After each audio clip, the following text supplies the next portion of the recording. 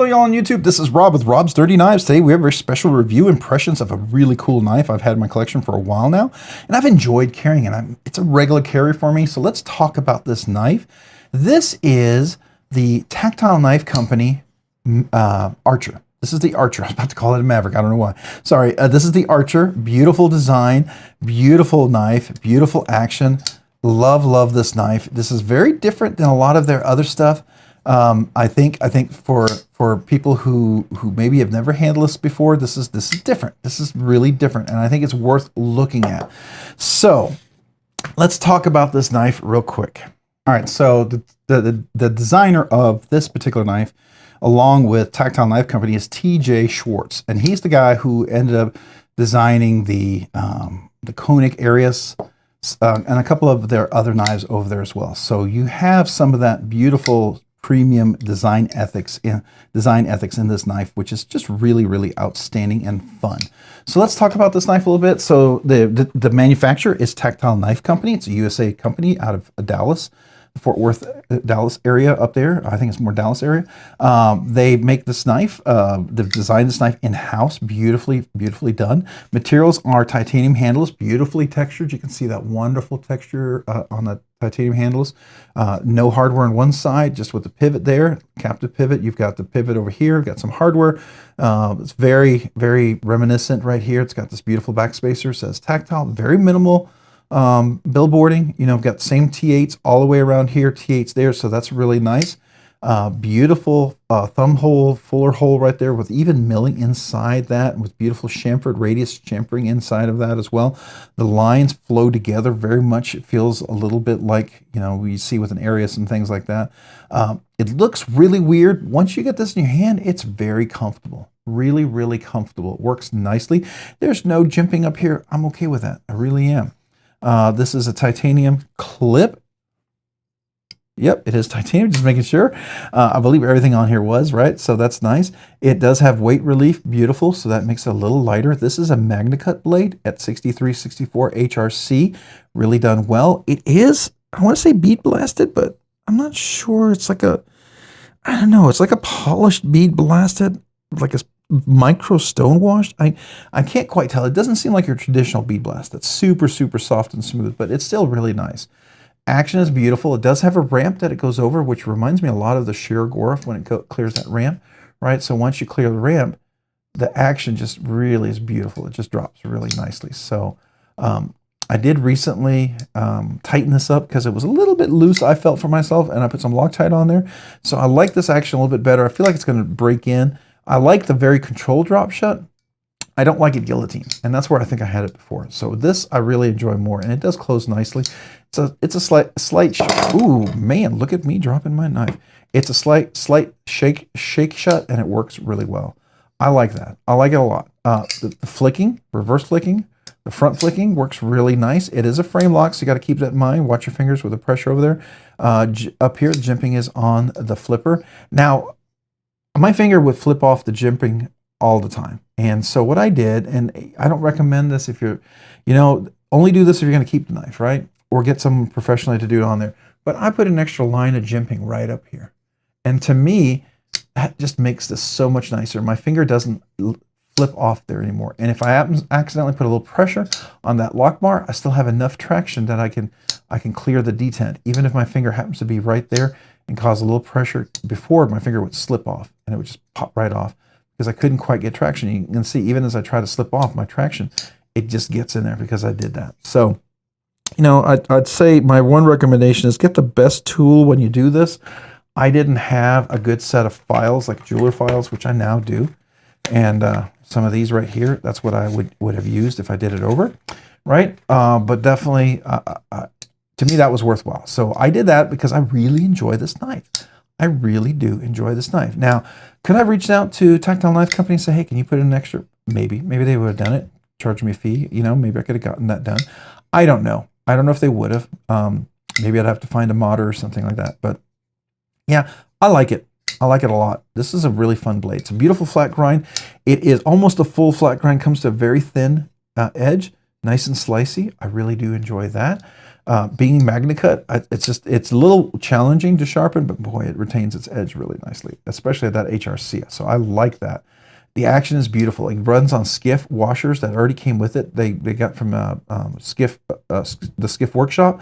They already put these in at the Tactile Knife Company, so it's already upgraded to Skiffs, which I think is very smart and very awesome. I like that they do that. So that's really, to me, super, super cool. All right. All right, the blade steel, we talked about this. It is, I would consider this a straight back because this really goes, looking at this, yeah, I'd say this is a straight back. This is a full straight back with a beautiful bellied blade there. So as far as I'm concerned, this is a straight back. And that's nice sliciness. You do have a big belly there, so depending on your slice, you can do a little pinch grip right there. Can you choke up here? You sort of can, but I'd be real careful. It's not a real super choke friendly thing. Right? This would probably be, I've got one subscriber who probably would say, flipper delete, flipper delete. You know who I'm talking to, Paul. But anyways, probably could, you know, I could see someone doing a candidate flipper delete because this, you know, this thumb fuller thing here works really nicely. I have an Arno Bernard Imamba that has that, and it's a non-flipper. They did a flipper delete, and it works really well. Could this be the same? Yeah, I think it could be. If you did a flipper delete here, then this choke up position right here, if you were to follow it, would be, you could really definitely do a choke up here. I think that would give a lot extra room here. So there might be some merit in that. And who knows, maybe Tactile Knife Company will do a flipper delete on versions of these. I think that would be a stinking cool alternative to consider because once you get this action really dialed in nicely, this thumb hole thing here works really well. And I can easily thumb flick it on the left hand, and I can easily reverse flick it left hand, right? That's always really, really nice.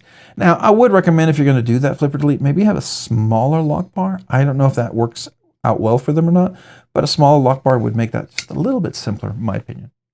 All right, so we talked all about that. So let's do some measurements real quick here. Let's see how much this guy weighs. All right, I'm going to guess it's 4.5 ounces, somewhere around there. 4.4 ounces. So it's definitely got a little weight to it, 4.4 ounces. It's not super light. That's good to know. Definitely good to know. All right, so let's look at the overall length on this guy. So it's not a super small knife, but it's not a super gargantuan knife, right? So it is just over 8 inches, maybe 8 1/16 of an inch. Your handle area, it's going to be just about 4 inches, right? So, you know, large hands with big meaty fingers, extra large hands, probably comfortable. If you were to try to make that choke up, you could get 4.5 inches, but, you know, I don't really recommend it. All right, the blade, this beautiful straight black, we're looking at 3 5/8 of an inch overall. From there to the tip of the handle, we're looking at cutting length, it's 3.5 inches.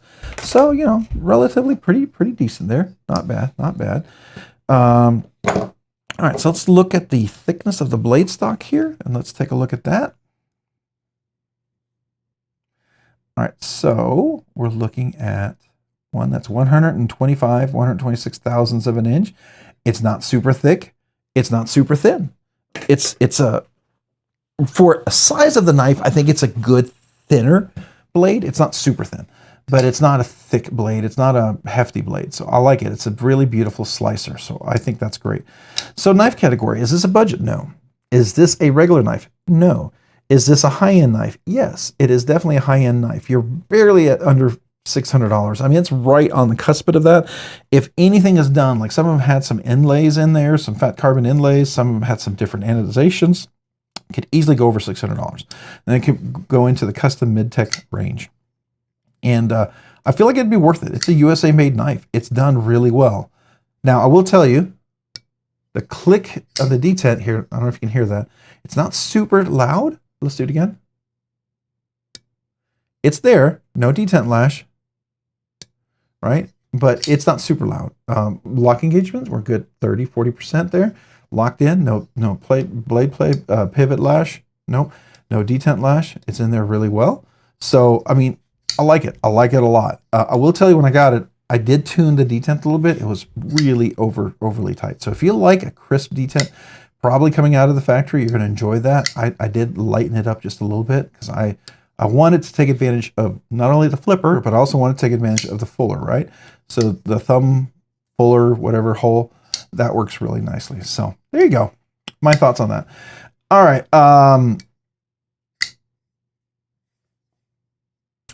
Yeah, I mean, I could see, if they ever come with a Damascus, different things, I think that would be super cool. And I could think probably make this over $1,000 knife. Sure, why not? All right, is this EDC? Is it hard use? Is it a collection piece? Yes, yes, yes. Absolutely, I think it's a collection piece. Beautiful knife. It's in my collection, but I use every knife I collect, right? I don't like to have anything that's my collection I can't carry. I may carry it lightly, but I'll still carry it, right? So I feel like, why have a knife if you can't carry it? My personal opinion. Right. I have a couple of Safe Queens. It's my dad's knife that's almost 100 years old, from World War II, actually before World War II. So that's special, and all my brothers wanted it, and then my kids want it. So that's a special knife, right? Is it worth a whole lot? Probably not, but it means a whole lot. So, and then I have a couple of knives that my wife gave me for our anniversary, and so those are definitely going to be knives that I will keep in my collection, but I'll never sell. Now, I do carry them. I enjoy carrying them, and I enjoy using them, right? So, because they were given to me as gifts to carry, so I will do that. But every knife I own, I carry. Whether I use it for light duty or heavy duty, that's, whatever. All right, so hard use, this could definitely be a hard use as much as a frame lock can be. It's a thinner knife, but it's definitely gets you good traction, good grip. There's no jimping up there, so keep that in mind, but it's pretty flat.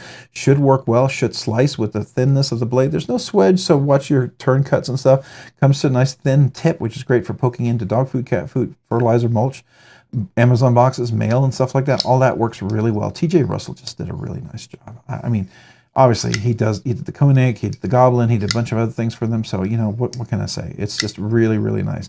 There's a little, when it does close, it's got almost a sing to it. That's interesting. I just noticed that. Hold on. I gotta hear that. All right, I don't know if you can hear that. That's interesting. Hold on. It does have a little ting when it closes, which I've not noticed before. Interesting. It tings as it closes. That's different. I like that. All right, beautiful, beautiful texturing. It's a very intricate texturing. This reminds me of Holt Blade Works, their texturing. Now, granted, they're at a whole different level, and they texture everything. So, I mean, that's why it's also, almost a little more than almost twice as expensive. But I mean, it's a matter of, they're producing way more of these knives than Holt Blade Works is, and that's the difference, right? So I like that. I like that. Overall design, opening and closing is beautiful. The fuller thumb hole works really nicely, both left and right-handed, right? Now, get in there. And then the flipper works really nicely. Now, as a left-handed, the thumb hole deployment works well. The flipper works well. Reverse flicking works well if you hold it up just a little tight and do flick it here. If you down here and you have your thumb on there, there is a good chance you might not break the detent. It might be a little more difficult. I just did it, but see, I can do it. I just got to make sure I'm very deliberate and I'm in there, right? I got to make sure I don't try to put too much pressure on there. If I get in there, see now I'm getting into that point where I'm overextending, because now it's difficult because I'm getting tired. So, right, I'm not a lefty, so to me, do it constantly left hand, it's going to be a little more challenging. All right, opening, closing is beautiful. I love the fact that it clears that ramp, and then it has this beautiful, slow, methodical close. Now, it was kind of a very controlled close before. This one seems to be a slight jiggle close. Some people really prefer that. I prefer the slow control drop. I don't like the guillotine drop. I don't like it to chop my finger off. So Holt Blade Works has a lot of those. Now, I did get my Morpheus. It does have a very controlled drop. Tighten up the pivot a little bit. My haptic, I couldn't get there. It's better, but it's still almost a guillotine, but I don't hate it, right? Because it's a Holt Blade Works. Same thing with this. I really enjoy this. There's a different aesthetic to this whole, different design. So uniquely different than anything I have, and I like it. That's kind of cool. It's opened me to a different feel of a knife altogether.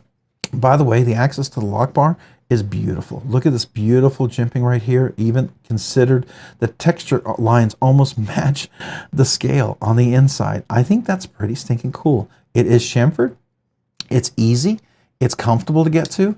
You can see that just like on my Trevor Burger and just like on my Trevor Burger, what's my other knives? I have a couple of them where you hold it back here and then you clear the detent, right? So that you don't have that double clutch. I like that. I like that a lot. So very cool, very cool.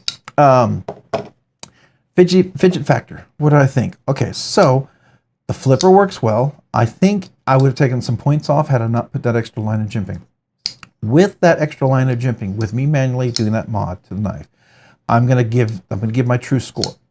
But I'll also tell you, if that I hadn't put that on there, I'm gonna tell you what that extra line of jimping really means to me, right? And then also has the thumb deployment. Now on the left hand, it works well as long as you know to keep your thumb high.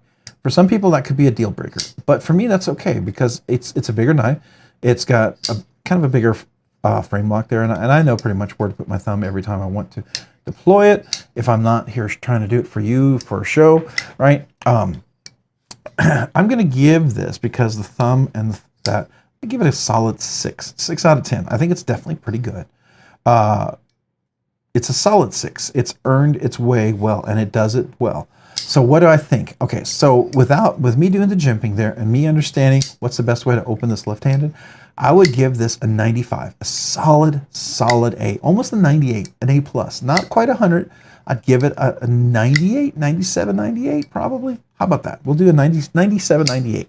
That's what I'm gonna give it. It's just shy of a perfect score.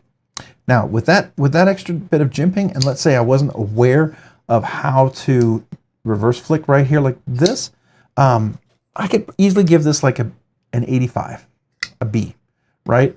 That, it almost takes a whole letter grade off, because over here you put a bit of pressure, my finger's gonna just slide right off. But with that extra set of jimping, I can clear that detent even with my finger on that detent. I love that. I love that. And to me, that's, if Tactile, if you watch this, which I doubt you will, but let's say you watch this video and you watch it this far, I would just suggest an extra line of jimping right there. It really goes a long way for user experience and fidget factor. It really does. I enjoy that on my Arius and all the other knives that TJ Russell has designed. I really feel like that's just, I don't know if that would be an insult to him and he just has really strong reservations about it, but man, if he could just bring an extra line of jimping all the way around, I would love to see that, okay? Just my 2 cents on that, just my 2 cents on that. And if anybody else has a knife and you find it failing, putting an extra line of jimping might be your answer for you. It might make this knife a completely different experience for you. So there you go. So definitely with what I did here and understanding how the left reverse flick, I'm going to give it a solid 90, what did I say, 97, 98, right? I'm going to give it that. All right, so it's a solid A, almost an A plus, probably an A plus. Not at 100, not an A plus plus, whatever, not a perfect score, but it's just shy. So is it recommended? Absolutely, this is recommended. I love this knife. It's definitely staying in my collection. I wouldn't have done what I did with it if I didn't believe this was going to stay in my collection. I really, really, really like this knife a lot. It's one of those knives that we'll probably want to keep in my collection for a while. So there you go. I think Tactile did a great job on this one. They really knocked it out of the park. So highly recommended higher end knife. This could easily fall into the custom mid-tech range, just so you know. But I think it could very well be one of those really phenomenal knives. So yeah, definitely recommend it. I think you all would enjoy this. If you've been on the fence and you thought, man, I just wish somebody could give me an honest opinion. That's my honest opinion, all right? You saw what I did with the jimping on that flipper, right? If that's a big deal to you, you know, keep that in mind. But if you're a person that can always put your finger up there, always get the perfect, you know, presentation, and always do the flip like that every single time, then great. But some of us, as we're flicking, you know, we may go a little higher and try to do that quick kind of flip, right? And then we may have a little pressure on that lock bar. It's nice to know that I have some traction to get past it. I'm just saying. That's why I'm coming from. All right. If you agree, disagree, let me know in the comments down below. I'd love to hear from you. I'd love to know your opinion on this. You might think I'm an idiot. You might agree with me. You might go, "Ooh, I didn't know I could do that," or consider that, and that might be worth my time to do. Cool. Hopefully I gave you a different perspective, gave you something to think about. Hopefully if you disagree with me regularly and you know you're going to, and something that I like, then maybe this is not for you. And if you agree with me and you like what I pointed out, then maybe this is for you. So I don't know. Highly recommend this knife. I think it's a great knife. You should definitely consider it. That's my 2 cents on it. Hey, if you found this content fun, interesting, worthwhile, or entertaining, would you please consider hitting the like button down below? And if you've already hit that like button, would you please consider hitting the subscribe button?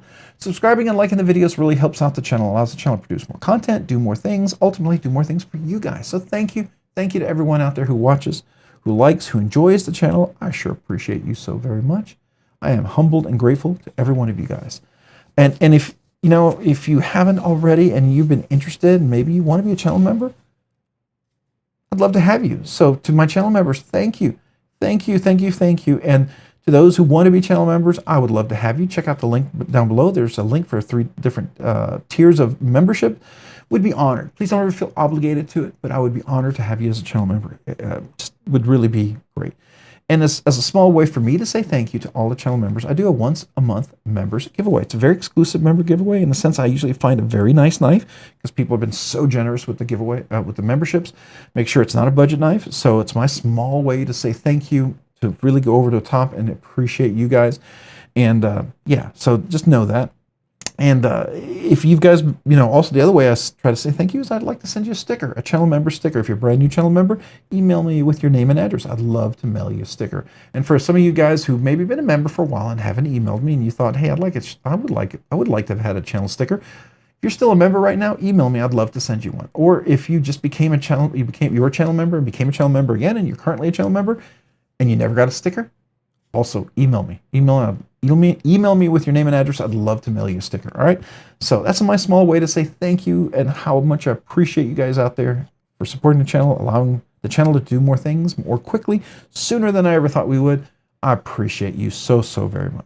Hey, if you haven't already, maybe check me out over on Instagram at robs_nerdy_knives. Again, that's on Instagram at robs_nerdy_knives. Thanks so much for watching today. Have a great day and a great week. Bye.